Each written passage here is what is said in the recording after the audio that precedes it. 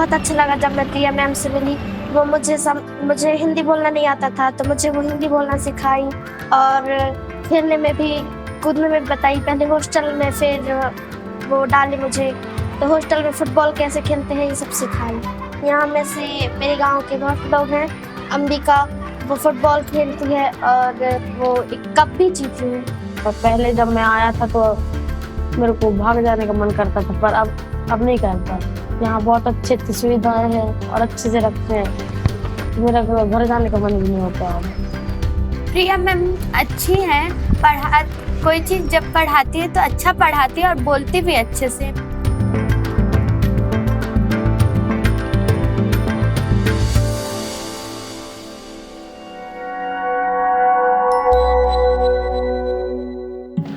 These happy and heartfelt voices belong to the children who live and learn at Mrida, a school that nurtures opportunity, shapes identity, and transforms lives beyond education. And behind this transformation is one stellar woman, Priya Nadkarni, an economics and statistics graduate, a management professional, a journalist, and a financial analyst. Priya's early career spanned across industries. From covering the world of investment banking to advising enterprises in microfinance and education, she was always drawn to impact-driven work. But it wasn't enough for her to just observe and analyze. She wanted to act. Her work brought her closer to grassroots challenges, the struggles of rural employment, the gaps in education, and most importantly, the overlooked potential of tribal youth. She realized that traditional learning models weren't built for them. They needed something different, something their own. This led her to founding Mrida, an organization that builds skills and career pathways for tribal children through education, sports, and agriculture. What started with just 90 students has now flourished into a thriving community of nearly 300, with many breaking barriers and stepping into higher education and also building professional careers. Join me for a conversation that delves into the inspiring and exemplary journey of Priya Nadkarni from the PGP class of 2010, the founder and president of Mrida Education and Welfare Society.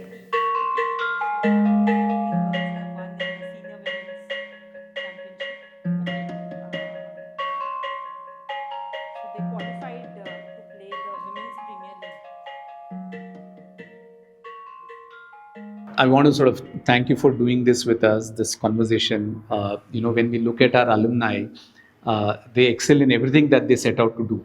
And a good majority of them are in what one would typically call, expected career paths post an ISB. Yours is amongst, the relatively fewer career paths that, our alums have chosen. And like I said, once they choose something, they do well. And you're an exemplar of that. And here we are at your school, aptly named Riverside. Tell us a little bit about your journey. What led you to come to Mrida, to founding Mrida? So really, I am a product of the city, I would say. I was born and brought up, did my entire schooling, higher education in Mumbai, Hyderabad, Chennai. I had the opportunity to work in Mumbai and Bangalore for some time. However, very early on, at a very young age, I was exposed to the thoughts and ideas of Swami Vivekananda, and that has really stuck to me. So that has been a very big influence in my life. In fact, service is a key core value of our work now. But that apart, after my graduation, I worked as a financial journalist where I was writing on stock markets, SEBI, and my interest in finance really led me to ISB to do a finance degree and understand more. And there was a lot of talk about people starting enterprises that would deliver social impact and at the same time would give financial return, similar to what microfinance does. So immediately after ISB, I joined Unitas Capital. While at ISB, I also got a chance to, take up courses, meet people in the same space, and that really what led to that decision. And having done that for 3 years, I realized that I wanted more impact and less return.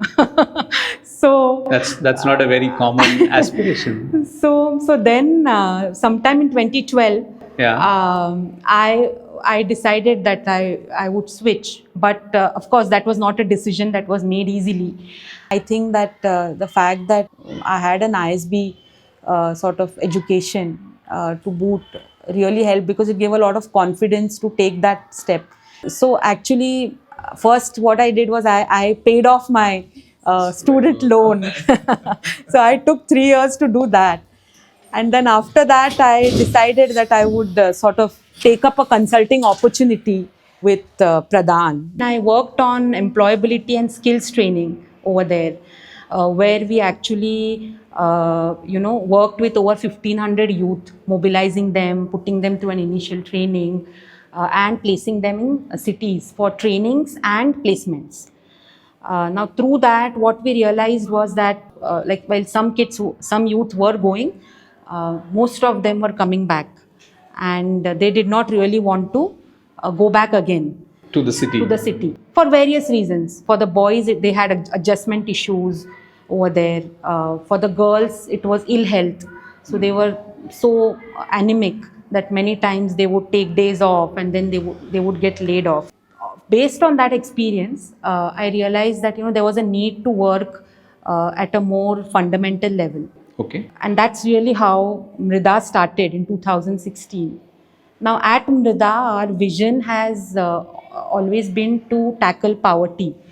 What we feel is that there are two kinds of poverty really. There is the economic poverty that we all know of and see. There is another kind of poverty, which is really the poverty of self-esteem. And the economic poverty is really sometimes just a symptom. So over here, everybody always feels that they are dependent on external factors because they are too weak to do anything.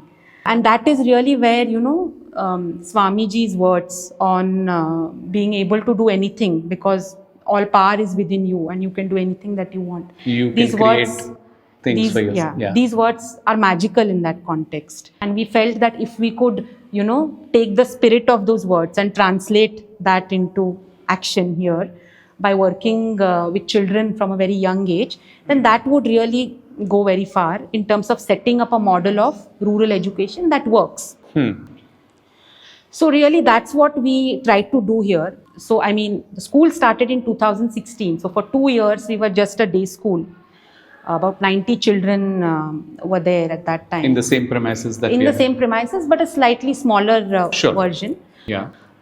In 2017-18, we added a hostel block, and it started with 30 students, and there were multiple reasons for that. One was obviously the fact that a lot of things affect education, other than just the presence of a school or the presence of teachers. In these parts, mostly we have the private buses, which are very, very erratic. There is no public transport. So kids, if they miss the bus one day, then which means that they don't get to school. Then there is malnutrition, rampant malnutrition, that means children fall sick, so they are unable to come to school. The lack of teachers, good qualified teachers. So there are a lot of things really that affect education, and we felt that the presence of a hostel would really tackle many of those things. And that was exactly what happened, because when after the hostel started, a lot of things that we were thinking of starting or we already had started showing results. So it's Mrida, and what does Mrida stand for? Mrida means soil. Soil. Yes. It also means joy. Okay. So the idea behind using Mrida, keeping Mrida as the name, was that because the children come here from farming families largely, they are very, very rooted to the ground and to the earth. So we wanted to create a place that would give a lot of joy to these children, and that education would not be a challenge, would not be a problem for So them. in our conversation earlier, you also mentioned about how this region, this tribal belt here, is also has the highest incidence of sickle cell anemia. That's right. Tell us a little bit more about that, because you knew about it and you still chose to build a residential model, Yeah. knowing fully well that kids with this symptom could come in, and then that means you have a higher responsibility towards tackling those challenges. So Mandla is actually one of the highest, I would think the highest in terms of sickle cell anemia cases. So we always knew that would happen, though we did not get any sickle cell anemia cases till last year. So these two kids came to us last year. And however, we also felt that, that means that there is greater need, because the families here, they don't know how to manage this condition, nor do they have the resources to manage this condition. So we have heard of cases where kids have died as young as 16 years, 17 years, because the system here, ecosystem here, families are not equipped to handle it. So there is screening. They know that there is sickle cell anemia, but there are no financial resources to handle it. So we always knew it, but we felt that if we got cases, we would be able to tackle, simply because of the hostel model. At the school that you're running, which is the Riverside School, a key component is also sports, and within that, football. Yes. Tell us how you got around to that, because a lot of today you're making news, your students are making news because they're obviously very good at that, but it's not an overnight thing. Yes. So when we started in 2016, we were very clear that we wanted to introduce a few things over and above just formal schooling. Yeah. But we were not clear what it could be. However, what we did was we tried to assess the strengths of the community that we are in. Now, two things emerged. One thing was sports, football. So we felt that, if we just introduced the game and tried to see what happened, then we would probably be able to offer something to the children. So when we did that, we realized that the children did very well, and they got very good at the game in a relatively short time. So we realized that within 2 years, children were playing for the district. They were going outside. One girl played in the CM Cup, which were all good achievements, but they were largely localized. But it got us excited. It told us that, this is something which these children will focus on. They can do very well in this. And that's really how the footballing journey began for us. And sometimes, working with children it feels like going into a dark tunnel. You don't know where the light is going to come from. There's always light at the end. But there is always light. And 24-25 has been an excellent year for us. Lovely. So far. We have had our girls team especially. In fact, increasingly, Mrida is becoming known for its work in women's football.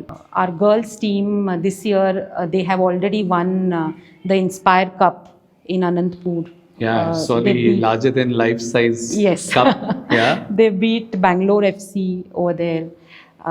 They won the a competition in Maharashtra. Then even before that, they took Madhya Pradesh to a victory, which was the first time in 40 years this happened, that our girls took MP to a victory at a national level football competition. Our sub-junior girls did very well, and as a result, one girl actually got a call-up to the under-17 national selection trials.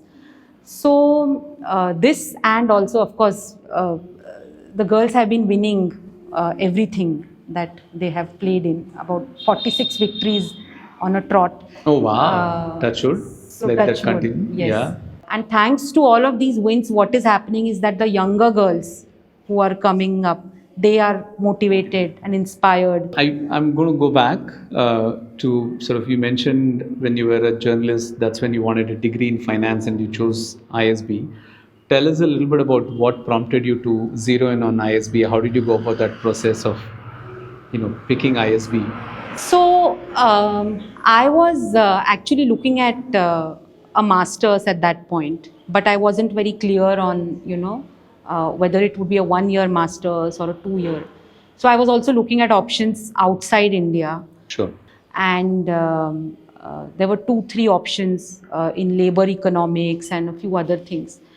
But the fact that ISB was a 1-year program, and I realized that I wasn't very keen on spending 2 years studying, really helped. Back then, ISB was also it was a 10-year-old school back then. Yeah. And I knew a few people who had been to ISB and they were doing well. So really, those were the 2 key reasons. I did speak to the alumni, the people who went to ISB before I did, and I got very good positive reviews. So that's really how the decision got made. Yeah. What are some of the things you said you got exposed to impact investing while you were at ISB? Tell Yeah. us a little bit about your student life. What was it like? What are some of the high points that are memorable for you? I was actually, I enjoyed the LRC. Okay. I thought that it has an impressive range of books, unlike what I had ever seen before. So that was very exciting for me. Other than that, of course, I got to meet a lot of people, but I wasn't a very extroverted person. So I always focused on, building very deep and meaningful relationships.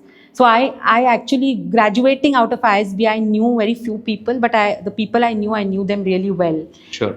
I did take up the course on microfinance, which was being taught by Shamika at that point. There were other courses as well, and there was Professor Tarun Jain back then, who I had interesting discussions with about, policy and education and all of that. In parallel, there were a lot of people coming to campus, who were familiar with impact investing, and that was a very nascent field at that time. Sure. So that's really when and how I, first came across the space, and hence the decision to move into that field after graduating. Yeah. And since then, in terms of, the work that you're doing, given its very unique nature, how have you been able to leverage the alumni network, if at all, for the work that you're doing? What is it that when you talk to your classmates, how is the conversation, when you share with them the success stories of Mrida, for instance? So the alumni network has really helped a lot in this initiative. Right from my batchmates, many of them have been, like very strong supporters of this since the very inception. Some have given us time, some have given us financial resources, some have connected us to their CSR teams and have helped move the conversations forward. So all of those people I'm very, very grateful to, because none of this would have been, in place without those efforts. I think the alumni network has always helped. So I consider myself very fortunate that, I am a part of this network. And I think it is a very big asset to any student graduating from ISB. You have this lovely campus here, but clearly the need to do more of this is much more, right? I mean, in terms of Yes. the number of students you can serve, you were mentioning earlier that you're already hitting capacity. So what are some of the plans ahead for you at Mrida? The work we have been doing from the very inception has been happening in a rented space. So the immediate plan for us is to get our own campus building up and running. And we have procured land for that. The immediate plan is to build a campus, residential facilities, school, sports facilities for 450 girls. So that really is the immediate plan, because we feel that that would completely change our trajectory in terms of the kind of impact we could have on the region, in terms of building excellence, and also scaling some of the practices that we follow in the government system. So have you tried to work with the government locally here in either at the district level or the state level? I mean, when you partner with the government, there's an ability to sort of, create impact at a much higher. So what we feel is that as an NGO, we want to develop a model of excellence for rural education to demonstrate that building an educational model based on the strengths of the community really can go a long way. And that model needs to be proven in its entirety to the government. And how are you supporting them financially? Because not all of them have the ability to pay fee, right? I mean, Right. What's the model like? So the model, it's a three-pronged model. We have at the top are the hostel students who are fully supported by us. Okay. So these are entirely supported by donors, CSR funds, as well as individual donors.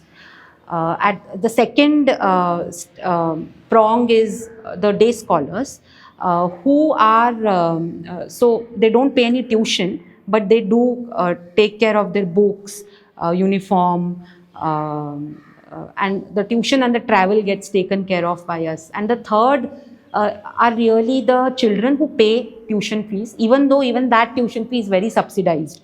Sure. So, so we do have some paying students, but a majority of our resources, energy, and interest is in the residential component. So Priya, in terms of, you've done so much in the past less than 10 years. You're not even 10, it's 9 years. And, but as any founder, including a founder of an, a venture like this, there is a long-term plan. And one of the key things to that for it to sustain is also about planning, succession planning. How do you create someone, this team to sort of get it going? I know it's early days, but in some of these matters, there's never an early time to start thinking about it. So we want our students to contribute to the region, because this region desperately needs good doctors, good teachers, good people who want to, work for people. So one of the things that we are doing is we run an apprentice program where some of our own senior students, we groom them for roles within the organization, be it management of records, accounting, teaching, coaching. And these students, we hope to, absorb whenever they are ready. We will also invest in their higher education and make them ready for the role.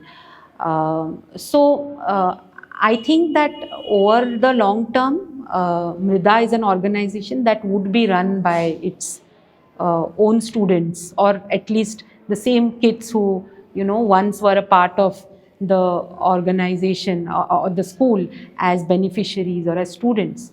So I think that would be a great outcome, and that would be the end of a full cycle.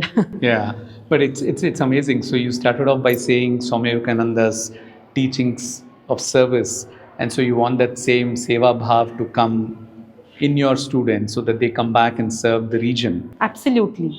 Have you ever thought, what you're doing is noble, but it's very tough? Maybe I should just go back and use my ISB education or just your experience as well and do something else. Have there been that moments when you've thought about it? So there are a lot of things where from an organizational point of view there is still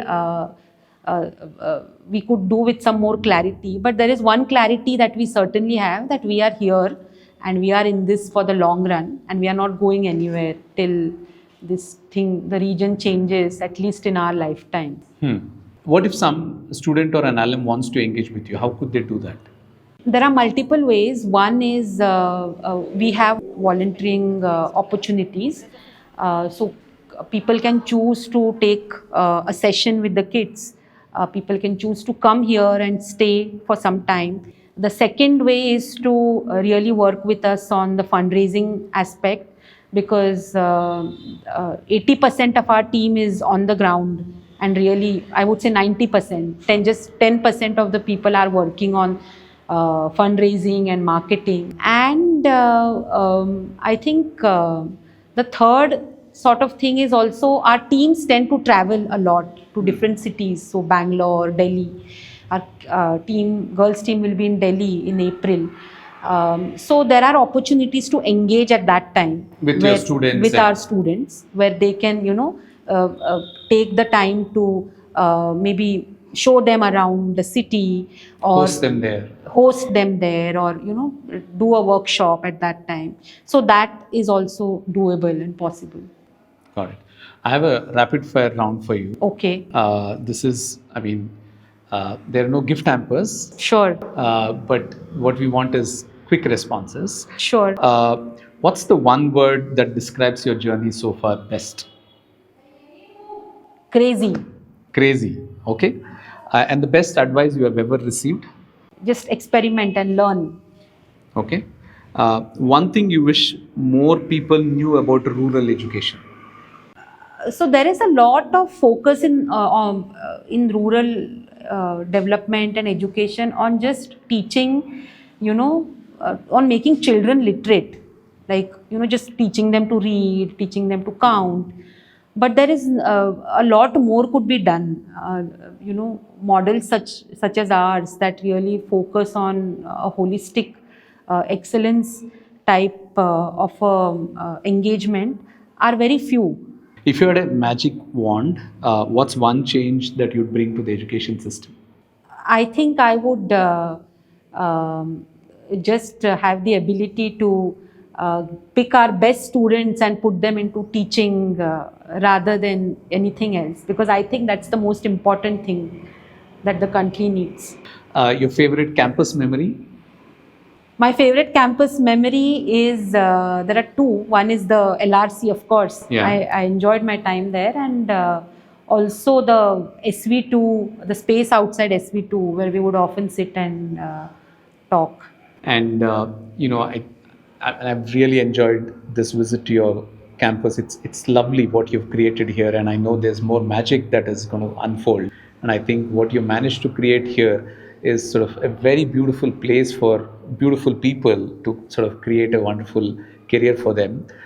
Thank you so much for spending this time with us, Priya, and wish you all the very best. More power to people like you. We are incredibly proud of what you're doing. Thank you. Thank you so much, Guru, for coming all the way. I am extremely grateful to you and to the team and to the school for this opportunity, and good luck to the school as well.